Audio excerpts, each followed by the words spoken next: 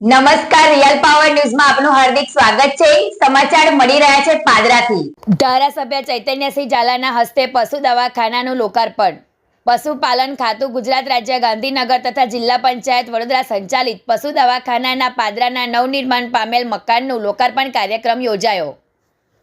પાદરાના ધારાસભ્ય ચૈતન્યસિંહ ઝાલાના હસ્તે લોકાર્પણ કરવામાં આવ્યું। દીપ પ્રાગટ્ય કરી કાર્યક્રમની શરૂઆત કરવામાં આવી હતી।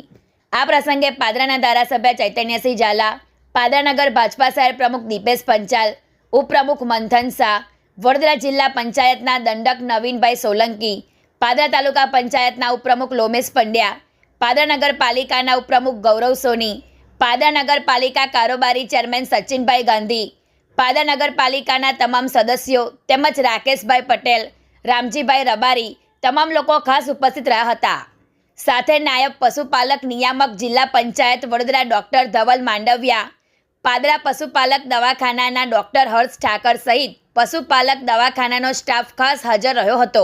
અંદાજિત 65 લાખ રૂપિયાના ખર્ચે રાજ્ય સરકાર દ્વારા પશુ દવાખાનાનું નવું બિલ્ડિંગનું નિર્માણ કરવામાં આવ્યું છે। જણાવ્યું હતું કે સરકાર દ્વારા જે બિલ્ડિંગ બનાવવામાં આવ્યું છે તે પાદરા તાલુકા શહેર ગ્રામ્ય વિસ્તારની જનતાના પશુપાલકો માટે આશીર્વાદરૂપ બનશે। પ્રકાશ પટેલનો report, real power news, Padra. Vadodara જિલ્લા પંચાયત સંચાલિત પાદરા નગરમાં આવેલ પશુ દવાખાનું કે જે નવીન બનાવવામાં આવ્યું છે।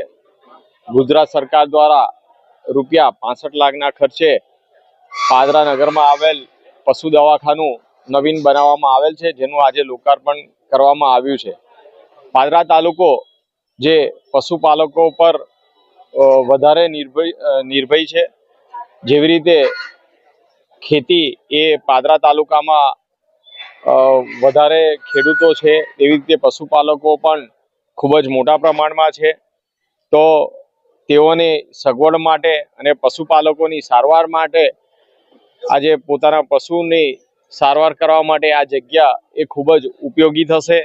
અને પાદરા નગરની આજુબાજુના સૌ પશુપાલકોને અપીલ કરીશ કે તેઓ આ પશુ દવાખાનાનો મોટી પ્રમાણમાં લાભ લઈ શકે છે। અને હાલ આ પાદરા અને વડુ ખાતે બંને જે પશુ દવાખાના આવેલા છે તેમાં ડૉક્ટરની પણ વ્યવસ્થા કરી દેવામાં આવેલ છે, જેથી કરીને આ પશુની સારવાર ખૂબ જ ઝડપી થઈ શકશે।